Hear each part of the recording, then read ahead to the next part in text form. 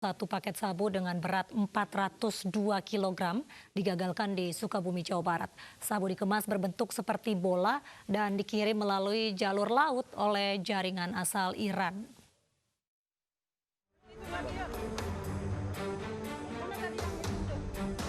Inilah paket sabu yang dikemas berbentuk bola yang diungkap Satgas Khusus Merah Putih Bareskrim Polri di Perumahan Taman Anggrek, Sukaraja, Kabupaten Sukabumi, Jawa Barat.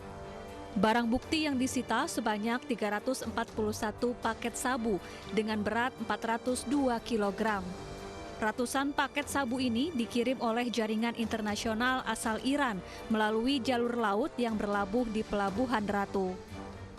Dari pengungkapan ini, 6 pelaku ditangkap yang terdiri dari 3 anak buah kapal, 1 kapten kapal, dan 2 lainnya yang turut membantu menyiapkan rumah dan pengantaran paket sabu. Jadi modus yang dilakukan oleh sindikasi ini adalah melakukan transaksi ship to ship. Jadi dari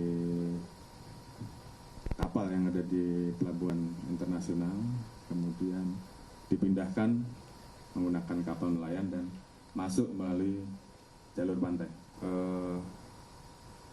Apabila kita rupiahkan, maka saat ini dengan nilai pasar yang ada kurang lebih sekitar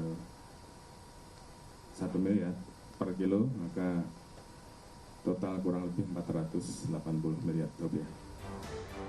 6 pelaku yang seluruhnya warga negara Indonesia ini dijerat Undang-Undang Narkotika dengan ancaman hukuman mati atau seumur hidup. Dari Sukabumi, Jawa Barat, Mahathir Muhammad, Ade Ahmad, iNews melaporkan. Kampung narkoba dan perjudian di Deli Serdang, Sumatera Utara digerebek polisi. 10 pengguna serta pengedar narkoba ditangkap dan puluhan mesin judi ketangkasan disita.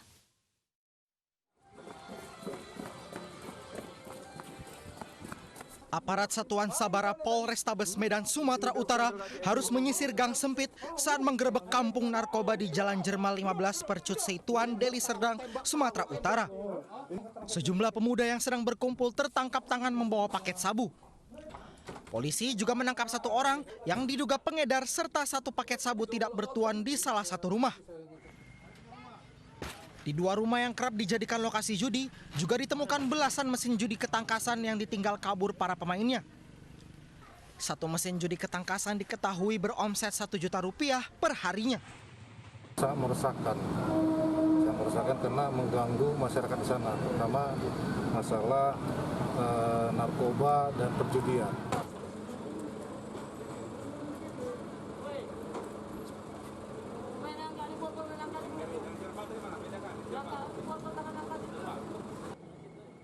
Sepuluh pengguna narkoba, 2 diantaranya pengedar sabu, digelandang ke Polrestabes Medan untuk pemeriksaan lebih lanjut. Dari Deli Serdang, Sumatera Utara, Adi Palapa Harahap, iNews melaporkan. Ferdian Paleka, pelaku prank sembako sampah bersama 2 rekannya, dibebaskan dari ruang tahanan Polrestabes Bandung. Hal itu seiring dengan dicabutnya laporan korban prank Ferdian yang diwakili oleh Yayasan Sri Kandi Pasundan.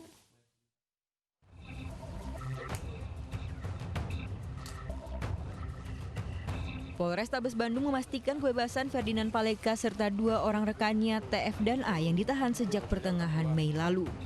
Ketiganya terbebas dari sangkaan setelah Yayasan Sri Kandi Pasundan mencabut laporan atas perbuatan tidak menyenangkan pada 2 orang transgender yang menjadi korban perang Ferdinand dan rekan-rekannya. Hampir sebulan mendekam di ruang tahanan Polrestabes Bandung, Ferdinand mengaku senang bisa bebas. Ferdinand pun minta maaf dan menjadikan apa yang ia alami sebagai pelajaran. Mewakili teman saya semuanya, kami minta maaf telah membuat konten prank bako sampah pada Transpuan Kota Bandung. Kami sangat menyesali perbuatan kami dan tidak akan mengulangi perbuatan kami di kemudian hari lagi. Ya, terima kasih. Setelah ke sini rencana mau ngapain, Pak? Ya, istirahat dulu ya. Ya, dasarnya yang pasti adalah pencabutan aduan, ya, pencabutan laporan dari korban pada kami yang kita terima sekitar 2 minggu yang lalu, yaitu menjadi dasar kita untuk mengeluarkan para tahanan ya, karena seperti kita ketahui bersama untuk kasus ITE ini ya pasal 45 ayat 3 di sini yang kita persangkakan ini adalah masuk dalam delik aduan. Nah, jadi itu menjadi dasar kita gitu. Awal Mei 2020, Ferdinand Paleka dan kedua rekannya membuat heboh karena konten prank yang membagikan sembako berisi sampah ke waria dan bocah di Kota Bandung, Jawa Barat. Ulah Ferdinand diunggah di akun YouTube miliknya. Korban kemudian melaporkan ke Polrestabes Bandung. Setelah sempat buronan menjadi DPO selama beberapa hari, Ferdinand dan rekannya ditangkap dan menjadi tersangka dugaan pelanggaran Undang-Undang ITE. Di hadapan polisi, Ferdinand mengaku video prank bingkisan berisi batu dan sampah dibuat untuk konten YouTube miliknya. Dari Bandung, Jawa Barat, kontributor iNews melaporkan.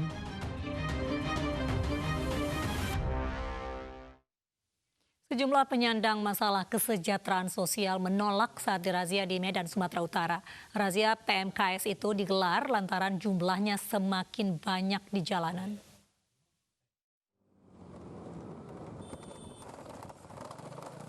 Kejar-kejaran antara petugas dan pengemis ini terjadi di Jalan Imam Bonjol, Medan, Sumatera Utara. Bahkan salah satu penyandang masalah kesejahteraan sosial ini menolak sampai meronta-ronta karena tak ingin dibawa petugas. Namun akhirnya PMKS ini diangkut petugas.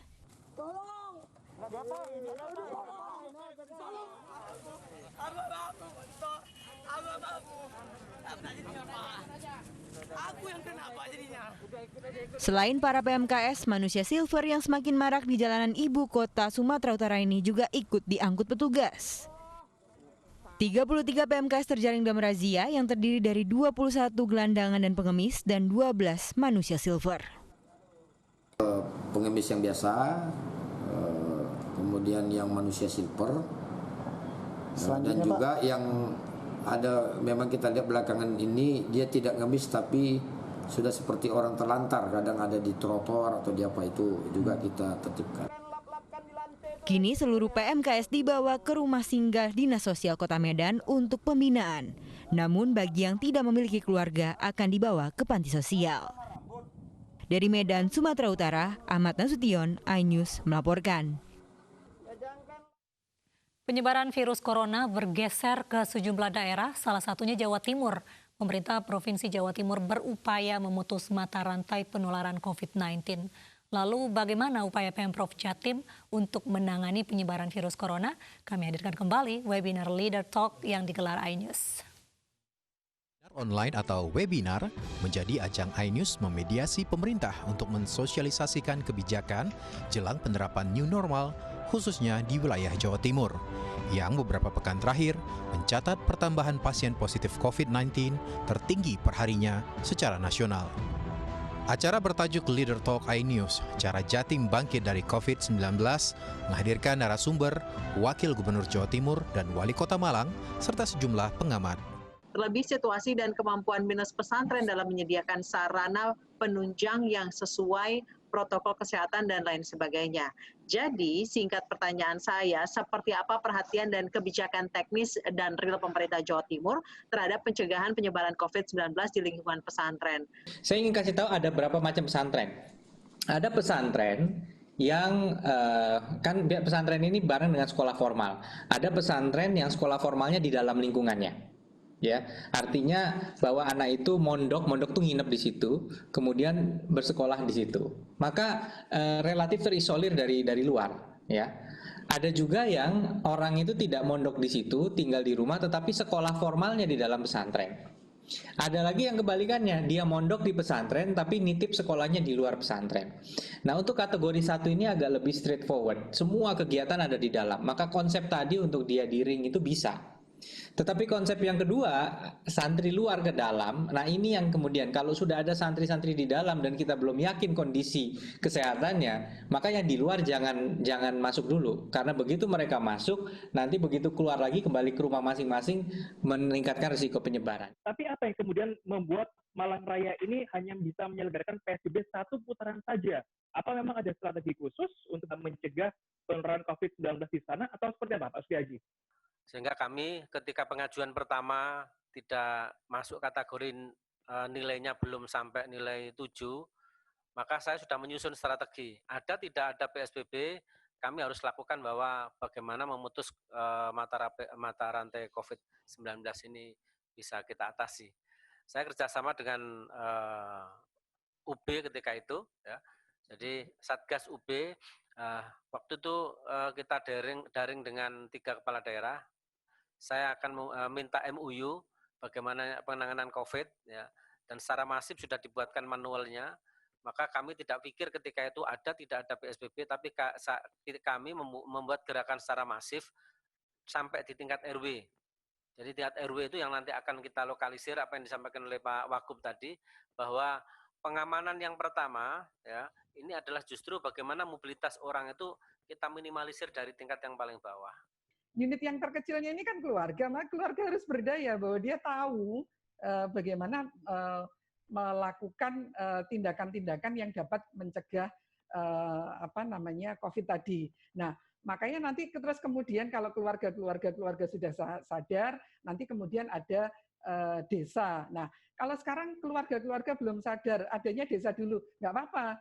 Acara yang dipandu Anissa Dasuki dan Oki Arisandi ini diikuti oleh lebih dari 300 pendaftar dan disiarkan langsung melalui kanal YouTube official iNews dan iNews Portal. Live webinar Leader Talk iNews juga menggalang donasi yang disumbangkan bagi Palang Merah Indonesia Kota Surabaya. Tim Liputan iNews melaporkan.